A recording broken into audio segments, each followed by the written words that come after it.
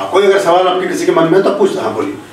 गुरुजी, कल ना आपका मैं एक वीडियो देख रहा था जो आपने सूर्य को अर्घ देने के लिए कहा था जी। तो जब मैं सुबह जल देता हूँ तो मेरी मम्मी ने मुझे एक मंत्र सिखाया था सूर्य को जल देने के टाइम का जी। तो वो मंत्र कुछ इस तरह से है, ओम सूर्य देव सहस्त्रांशो तेजो राशि जगतपते अनुकंपाय मां भगवते गणादिया दिवाकरे। फिर उसके बाद परिक्रमा करनी होती है। तो क्या वो मंत्र भी ठीक है या जो मंत्र आपने बताया था वो ही करें? कोई भी मंत्र कर सकते हैं। ओके। ओम ह्रीं घृणी सूर्य आदित्याय श्रीम, इसका जो एक्चुअल मंत्र है वो ये है, ओम ह्रीं घृणी सूर्य आदित्याय श्रीम, ये एक्चुअल मंत्र है। लेकिन ये तो गायत्री मंत्र से भी कर सकते हैं, ओम सूर्याय नमः से कर सकते हैं, ओम भानुवे नमः, जितने भी सूर्य के नाम है गायत्री के साथ कर सकते हैं, ओम सूर्याय नमः से कर सकते हैं। लेकिन एक्चुअल मंत्र जो है वो अर्घ देने का है ओम ह्रीं घृणी सूर्य आदित्याय श्रीम जी, ऐसे कर सकते हैं। Anything else? कोई और क्वेश्चन? एक इसी में एक क्वेश्चन हो रहा है, जैसे कई बार क्या होता है कि अब नॉर्मल डेज में संडे को छोड़ के हम जो जल देते हैं तुलसा जी में देते हैं, तो कई बार जो जल देने का विधि आपने बताई थी कि मतलब पूरा आंखों से देखना है उसके अंदर से, कई बार आपके पास जगह नहीं होती उतनी और डायरेक्शन भी कई बार सूरज तो दक्षिणायन हो जाते हैं और हम जल दे रहे होते हैं, हम जल पूरब की तरफ मुंह करके दे रहे होते हैं, तो उसमें कोई दोष तो नहीं होता किसी तरह का? कोई दोष नहीं। उत्तरी ध्रुव व दक्षिणी ध्रुव, तो जो जब आप जल की धार धरती को टच करती है और आपका शरीर उससे टच करता है तो कई सारी मेरिडियंस उससे अलाइन होती है। सिर्फ अगर आप किधर को भी डाल रहे हैं उतने भर से फर्क आता है। और अगर उसे सूर्य की रोशनी को उन जल रश्मि के बीच से देखते हैं तो इंद्रधनुष में जो 7 रंग हैं वो 7 रंग उसके बीच से होते हुए, देखिए एंगल है उसका बाकायदा, जब सनराइज हो रहा है तो 40 मिनट्स तक पहली हो रहा है, पहली होरा में 40 मिनट्स की पहली होरा में जब आप सूर्य को अर्घ देंगे तो जो जलधार पड़ रही है लोटे से, उस लोटे से जो 7 रंग का प्रिज्म से होते हुए जो 7 रंग आपके हृदय को टच करते हैं, आपको कभी हृदयाघात नहीं हो सकता, हार्ट अटैक नहीं होगा।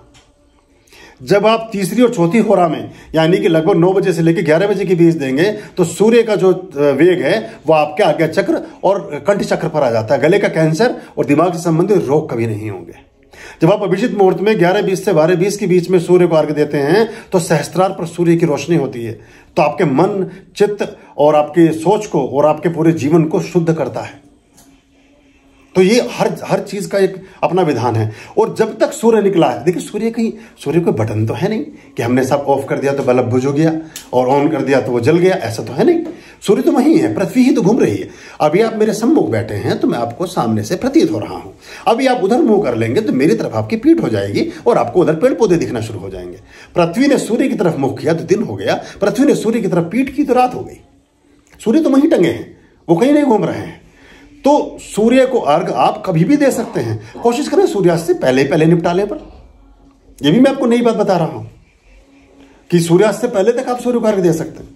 उसमें आपको यिंग और यांग का लाभ होगा, जो आपकी एनर्जी है, जो मेरिडियंस हैं वो अलाइन होंगी। धरती को जल जब टच करता है ना, वो अलग तरह का काम करता है, बहुत हल्का सा करंट आपके शरीर को पहुंचता है जो आपको कभी एहसास भी। 3 इडियट देखी थी? हाँ, तो वही वाला कंसेप्ट है, आपको ऐसे जल्दी समझ आएगा। जैसे जब हम तुलसा जी में अर्घ देते हैं तो उस टाइम पे वो छींटे हमारे आपके ऊपर नहीं आने चाहिए। आप तुलसी जी को थोड़ा दूर रखिए या फिर खाली गमला रख लीजिए, या थोड़ा सा ऐसा करिए कि आप एक स्टेप ऊपर खड़े हो जाइए और गमले को थोड़ा एक स्टेप नीचे स्टैब्लिश कर लीजिए। कभी छींटे फिर आपके ऊपर नहीं आएंगे, छींटे वहीं आसपास में ही कहीं गिरेंगे, आपके पैरों पर नहीं गिरेंगे। या खाली रेत भर के रख लें, रेत में पानी बहुत अच्छे से ऑब्जर्व हो जाता है, छिटकता नहीं है वापस। फिर वो जल तो फिर गमले से निकल जाएगा? नहीं निकलेगा ना, गमले कितना छोटा गमला लोगे? नहीं, कहने का मतलब वो नहीं है कि बाद में तो जमीन पे जाएगा ना, फिर पैर लगेंगे उसमें। नहीं, आप कहाँ रखा है आपने? देखो, विधान के समय का विचार है सारा। अभी कमल जी थे तो उनकी पत्नी ने पिछले दिन ऐसे कुछ पूछा था शुद्धि के बारे में। जब आप विधान कर रहे हैं उस समय की बात है। गंगा जी में तो नाला भी गिर रहा है, फिर तो गंगा जी भी कहीं के कहीं पहुंच रही है। फिर जो आदमी हरिद्वार के किनारे है वो तो सारे काम गंगा जल से कर रहा है, वो तो फ्रेश भी गंगा जल से ही हो रहा है, उसकी मजबूरी है, उसके टोटी में गंगा जल ही आता है।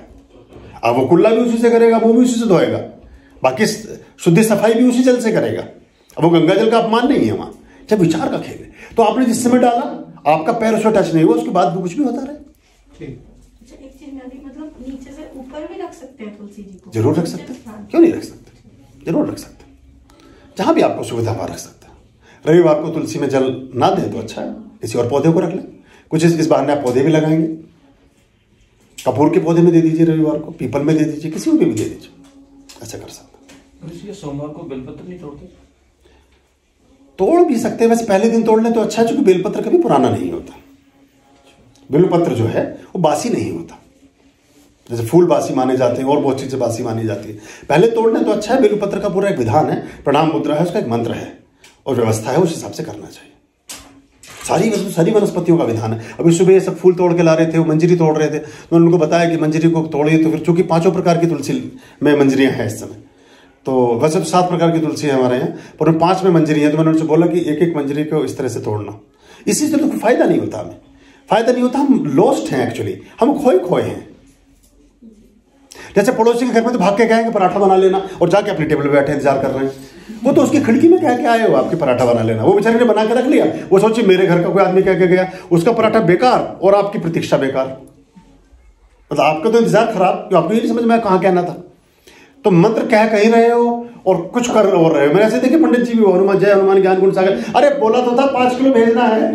फिर अगली लाइन दूसरी शुरू हो गई, बोले किसने खा लिया, मेरा हलवा कौन उठा के ले गया। तो एक यार हलवा ही खा लो पहले भाई, ये 40 बाद में पढ़ लेना, एक काम ही कर लो पहले। वो लगे हुए हैं, वो बीच बीच में उठा के 10 बार बात भी करे जा रहे हैं, उस पता चलता नहीं उनको। ये वही है कि दूसरे के घर जाके ऑर्डर दे के आ रहे हैं पराठे का। उसने भी बात सुन ली, उसे लगा मेरे घर के किसी आदमी ने बोला है। तो और कोई प्रश्न? मीना ठीक है, चलिए ओम स्वस्ति अस्तु। आप इसमें ये करेंगे कि जो लोग ना दीक्षा ले रहे हैं ना दीक्षित हैं पहले से, वो फिर बाहर थोड़ा प्रतीक्षा कर लेंगे, चाय वाय पिए, कुछ खाए पिए, चिड़ियों उड़ियों को दाना वाना डालें, कुछ मस्ती करें, थोड़ा इधर उधर पेड़ के नीचे बैठे शांत मन से। कभी कभी अगर थोड़ा शरीर निर्जीव हो, जैसे बात में से बात याद आती है, तो किसी बड़े से वृक्ष को दोनों हाथों से पकड़ लीजिए। वृक्ष के तने को दोनों हाथों से पकड़िए कि आपकी हथेलियां उसको अच्छे से कवर करें, और उससे अपनी बात कहिए। या खास तौर से जब आपकी ऊर्जा कम फील हो रही हो, वहां बहुत अच्छा प्रयोग है, और आपको एकदम महसूस होगा 10 मिनट बाद ही कि आपका शरीर में बहुत चेतना आ गई है। सुनते हैं हमारी बात जी, क्योंकि ये सब शक्ति का ही फैलाव है। ठीक है, चलिए खुश रहिए। आर्यं शरणं शुभमस्तु, संभव करणं अरमस्तु। आर्यं शरणं शुभमस्तु, संभव